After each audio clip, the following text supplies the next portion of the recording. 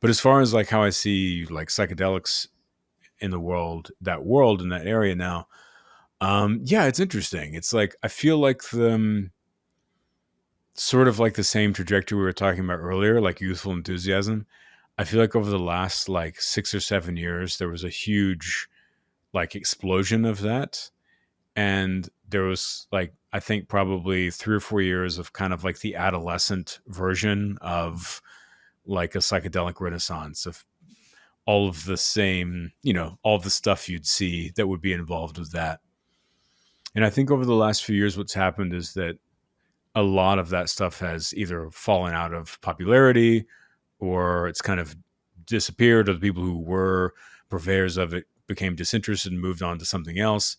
But what's remained is, I think, kind of this low boil of cultural interest in the more useful sides of psychedelics as opposed to the more um, fantastical ones. Hmm. I see a lot of emphasis on people not getting caught up in the quote unquote like lifestyle of what it means to be like a person that's in the psychedelic world, which is good because it's such a dumb.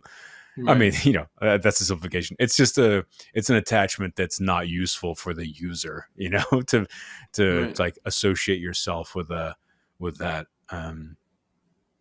And because essentially you're playing a character at that point.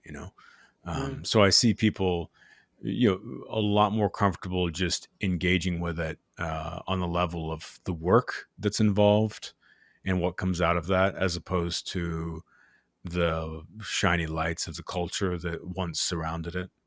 Right. Um, and then, of course, I also see a lot of the great academic stuff that's coming out. That's, I'm sure that's a strategized approach by people who are interested in popularizing psychedelic medicine to a broader degree. Is you can reach X amount of the population through education, and that education could come through books, podcasts, films, documentaries, whatever.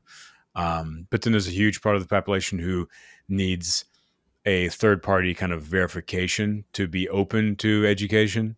And they get that leverage from above, which would be from academic research. And by showing it's, has academic and scientific promise, then people at large are more open to engaging with it as a therapy, because they say, okay, this is not just some cultural wave. This actually is rooted in something that's verifiable.